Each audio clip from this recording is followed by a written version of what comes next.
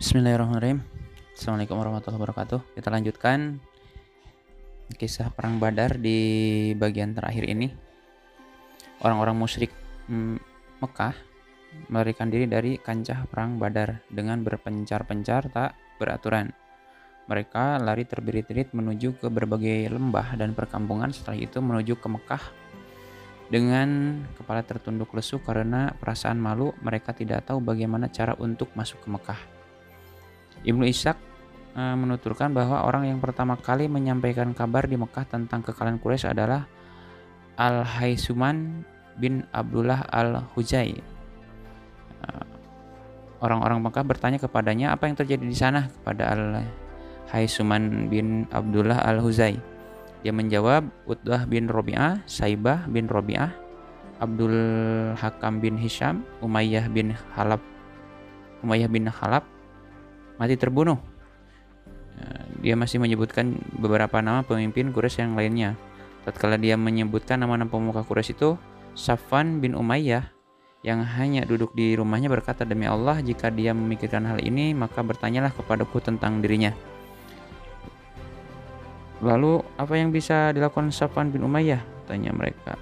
Al-Haisuman menjawab, dia hanya duduk di rumahnya, padahal demi Allah, kulihat dengan mata kepalaku sendiri bagaimana ayah dan saudaranya terbunuh gitu. Kemudian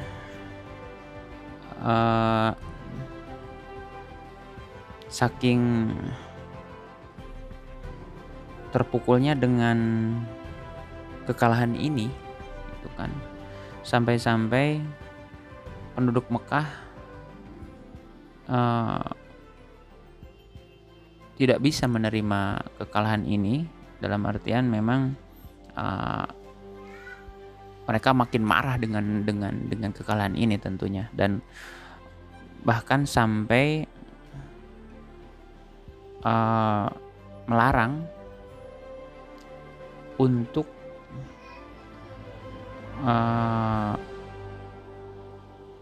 menangisi, meratapi.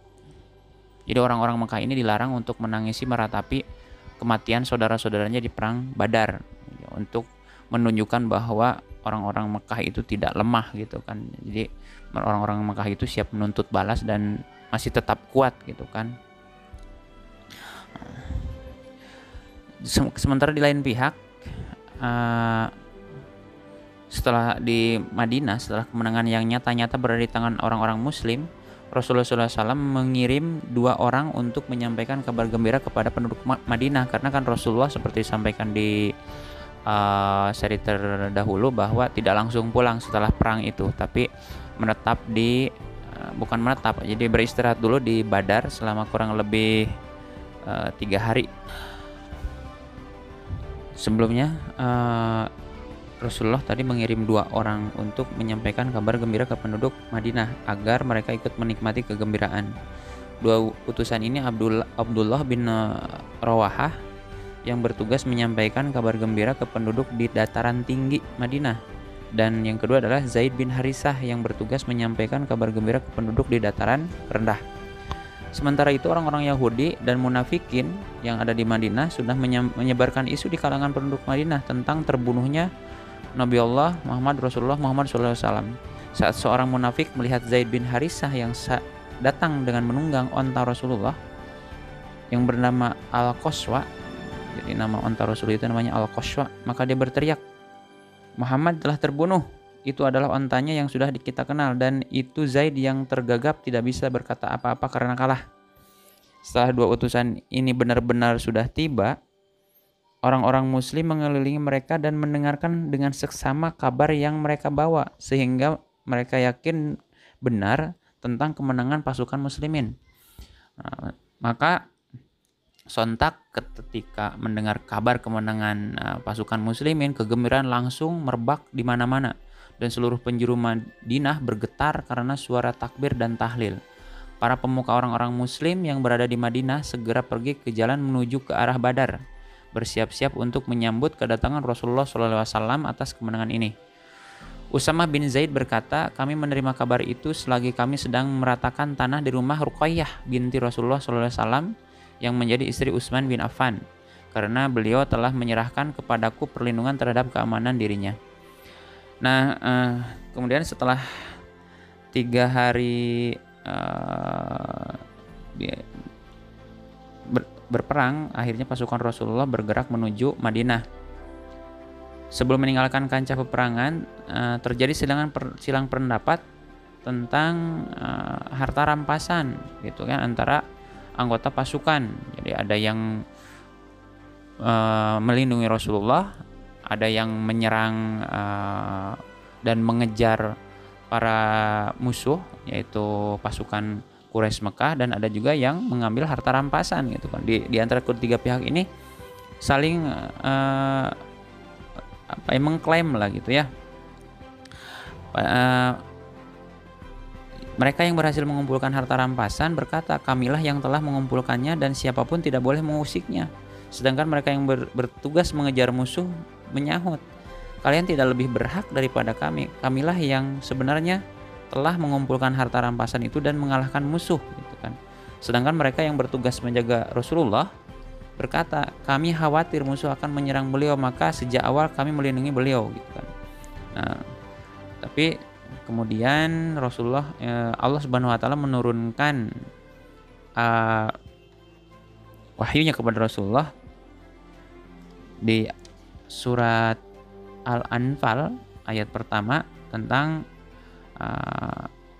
pembagian harta rampasan ini, gitu kan, yang artinya mereka menanyakan kepadamu tentang pembagian harta rampasan. Katakanlah, wahai Muhammad, harta rampasan perang itu kepunyaan Allah dan Rasul-Nya. Sebab itu bertakwalah kepada Allah dan perbaikilah hubungan di antara sesama kalian, dan taatlah kepada Allah dan Rasul-Nya jika kalian adalah orang-orang yang beriman, gitu kan.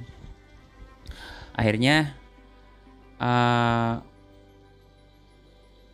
mereka menaati apa yang wahyu yang disampaikan oleh Rasulullah dan menyerahkan harta rampasan tersebut dikumpulkan kembali untuk kemudian dibagi oleh Rasulullah sendiri kepada para sahabatnya atau para pemenang perang, gitu ya.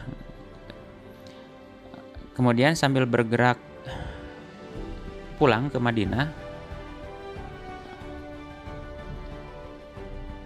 harta rampasan yang diperoleh dari orang-orang musyrik, penanganannya diserahkan kepada Abdullah bin Ka'ab.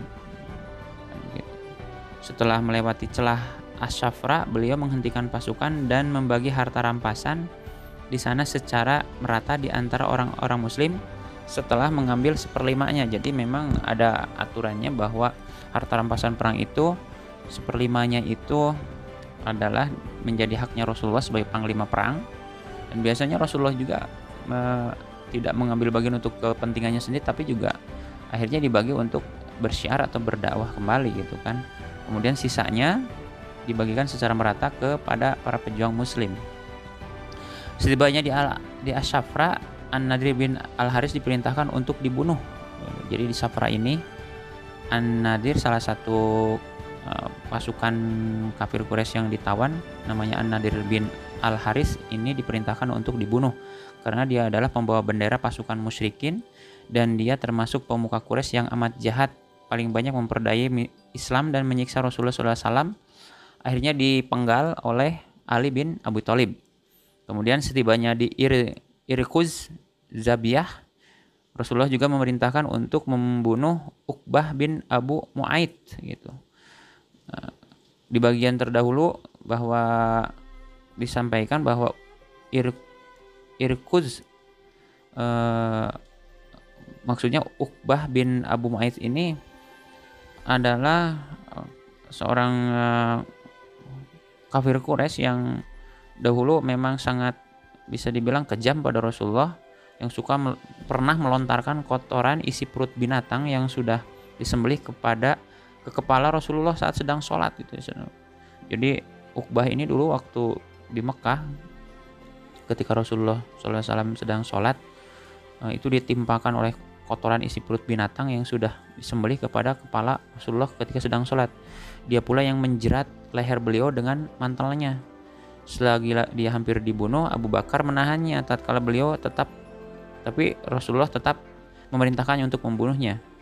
Uqbah bertanya pada Rasulullah, gitu, bagaimana dengan anak-anak wahai Muhammad? Beliau menjawab, mereka semua akan masuk neraka, kata Rasulullah. Lalu dia dibunuh Asim bin Sabit al-Ansyari. Namun pendapat lain mengatakan yang membunuhnya adalah Ali bin Abi Thalib. Jadi menurut pertimbangan perang, sesungguhnya dua orang ini memang sangat layak untuk dibunuh. Mereka berdua bukan sekedar tawanan biasa, tetapi juga bisa disebut penjahat perang menurut istilah zaman sekarang, karena telah membunuh banyak dan berkonspirasi gitu kan untuk melakukan pembunuhan-pembunuhan terhadap kaum muslimin gitu kan. Setibanya di Ar-Rauha, pasukan muslimin bertemu dengan orang-orang yang keluar dari Madinah untuk menyambut kedatangan mereka dan mengucapkan selamat atas kemenangan yang diraih oleh pasukan Rasulullah. Saat itu Salamah bin Salamah bertanya kepada orang-orang yang datang untuk menyambut itu, "Apa yang mendorong kalian untuk menyambut kedatangan kami?" Mereka menjawab, "Demi Allah, jika sudah saling bertemu maka badan kita sudah lemah dengan kepala gundul layaknya orang yang sudah tua renta." Rasulullah SAW tersenyum mendengarnya lalu bersabda, "Wahai keponakanku, mereka itu adalah orang-orang yang penting." Kemudian setelah tiba di Madinah, ada pertentangan atau permasalahan tentang masalah tawanan gitu kan. Abu Bakar berkata, "Wahai Rasulullah, mereka itu masih terhitung keluarga paman, kerabat atau teman sendiri. Memang tawanan-tawanan perang ini masih keluarga kaum Muhajirin gitu kan, pasukan muslim yang ada di Madinah gitu kan. Menurut pendapatku," kata Abu Bakar, "hendaklah engkau meminta tebusan dari mereka agar tebusan yang kita ambil dari mereka ini dapat mengokohkan kedudukan kita dalam menghadapi orang-orang kafir. Dan siapa tahu Allah memberikan petunjuk kepada mereka sehingga mereka menjadi pendukung bagi kita." Kemudian Rasulullah SAW bertanya kepada Ibnul Khattab.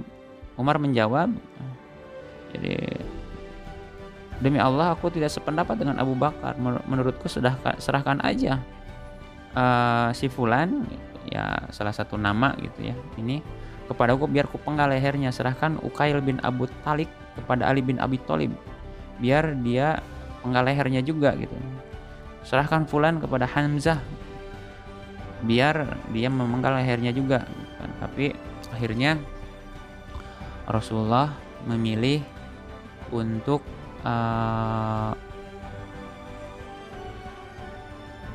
option atau pilihan yang disampaikan oleh Abu Bakar, bahwa di tawanan ini tidak dibunuh tapi juga diminta tebusan pada keluarganya yang di Mekah gitu kan. Tebusan ini sendiri lumayan besar gitu kan, ada yang 4.000 dirham, ada 3.000 dirham, dan ada yang 1.000 dirham. Bahkan juga kalau tidak bisa atau tidak mampu membayar tebusan, mereka diwajibkan para tawanan perang itu untuk mengajari orang-orang Madinah gitu kan, mengajari sampai bisa misalnya memanah, berkuda, atau pendidikan-pendidikan lainnya sampai bisa dan mahir. Ketika sudah bisa dan mahir, barulah mereka dianggap lunas tebusannya gitu kan, diperbolehkan untuk pulang ke Mekah gitu kan. Kemudian di lain pihak ternyata juga Rasulullah menawan menantunya Abul As gitu kan. Abul As itu adalah suami dari Zainab, salah satu putri Rasulullah gitu kan. Zainab sendiri sebetulnya sudah masuk Islam, cuman karena memang mengikuti suaminya, maka Zainab ini masih tinggal di Mekah. Ketika mendengar suaminya Abul As ditawan oleh ayahnya Rasulullah, Zainab mengirimkan tebusan berupa kalung yang dulu pernah dipakai oleh Khadijah. Maka Rasulullah SAW melihat kalung itu, hati beliau menjadi amat terenyuh. Lalu beliau meminta kepada para sahabat untuk membebaskan Abul As, dan mereka pun melaksanakannya, tapi tetap dengan syarat di atas. Yang maksudnya ada syaratnya, yaitu Abul As akan dibebaskan, disuruh pulang, tapi Zainab disuruh untuk menyusul Rasulullah ke Madinah. Jadi Abul As ke Mekah dan Zainab disuruh ke Madinah gitu kan. Akhirnya Abul As ini dilepaskan dan kemudian Zainab hijrah ke Madinah. Nah, untuk menyusul Zainab ini Rasulullah mengutus Zaid bin Harisah dan seseorang dari Ansor. Beliau bersabda kepada keduanya, "Tunggulah di perkampungan Ya'juj hingga Zainab lewat di sana, dan setelah itu temanilah dia." Maka Zaid bin Harisah dan orang dari Ansor ini pergi untuk menyusul Zainab hingga dapat membawanya ke Madinah. Kisah hijrah ini amat panjang dan juga memilukan gitu. Di antara tawanan itu ada pula Suhail bin Amr, seorang orator yang ulung. Umar berkata, "Wahai Rasulullah, cabutlah 2 gigi seri Suhail bin Amr agar lidahnya terjulur saat berbicara dan tidak bisa lancar berpidato, di mana pun dia berada untuk memusuhi engkau." Namun Rasulullah menolak permintaan Umar ini sebagai langkah untuk menjaga pamor beliau dan celaan Allah pada hari kiamat gitu. Saat itu Sa'ad bin An-Nu'man pergi ke Makkah untuk umroh, tapi di sana dia ditawan oleh Abu Sufyan. Sementara anak Abu Sufyan, Amr ini menjadi tawanan dalam perang Badar. Maka orang Muslim membebaskan Amr dan Abu Sufyan juga melepaskan Sa'ad. Nah, dalam hal ini Quran berbicara panjang lebar tentang masalah perang Badar ini lumayan banyak dibanding juga perang-perang yang lainnya gitu kan. Yang tentunya ini juga menyiratkan betapa pentingnya momentum besar, salah satu bentrokan pertama perang antara kaum muslimin dengan musyrikin, di mana pembelajarannya tentunya pertama adalah Allah hendak mengalihkan pandangan orang-orang muslim ke akhlak mereka yang dirasa kurang atau berlebihan pada masa lampau agar mereka berusaha menyempurnakannya dan mensucikannya. Kemenangan ini juga nyata karena dukungan dan pertolongan Allah dari balik gaib bagi orang-orang muslim. Allah perlu menyebutkan hal ini agar mereka tidak terkecoh oleh kehebatan dan keberanian diri sendiri, sehingga jiwa mereka tidak tenggelam dalam kesombongan, serta mereka justru tawakal kepada Allah, taat kepadanya dan kepada Rasulnya. Kemudian juga Allah menjelaskan tujuan yang mulia dari peperangan yang menegangkan dan banyak memakan korban ini, menunjukkan beberapa sifat dan akhlak kepada mereka yang harus diperhatikan saat perang dan saat mendapat kemenangan. Kemudian Allah berfirman kepada orang-orang musyrik, munafik, dan Yahudi dan para tawanan perang, menyampaikan peringatan yang nyata dan membimbing mereka agar menerima kebenaran gitu kan. Kemudian Allah juga menetapkan beberapa butir undang-undang daulah Islam dengan membuat perbedaan antara orang-orang muslim yang menetap di wilayah Islam dan mereka yang menetap di luar wilayah Islam. Pada tahun kedua Hijriah turun kewajiban puasa Ramadan, membayar zakat fitrah, dan penjelasan tentang batasan-batasan zakat yang lainnya. Kewajiban membayar zakat fitrah dan zakat-zakat lainnya dimaksudkan untuk meringankan beban hidup yang dijalani orang-orang muhajirin dan ansor yang miskin dan tidak mempunyai bakat serta usaha. Ada momen yang paling mengesankan karena Id pertama yang dijalani orang-orang muslim dalam hidup mereka adalah Idul Fitri pada bulan Syawal 2 Hijriah setelah mereka memperoleh kemenangan yang gemilang di perang Badar.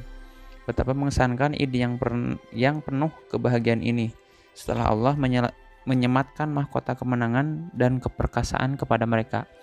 Betapa mengagumkan sholat Idul Fitri yang mereka lakukan pada saat itu.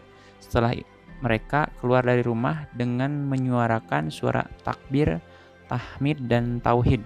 Hati mereka mekar, dipenuhi kecintaan kepada Allah sambil tetap mengharapkan rahmat dan keridhaan Allah Subhanahu wa taala setelah Allah memuliakan mereka dengan nikmat dan menguatkan mereka dengan pertolongannya. Demikian kisah perang Badar. Terima kasih. Wassalamualaikum warahmatullahi wabarakatuh.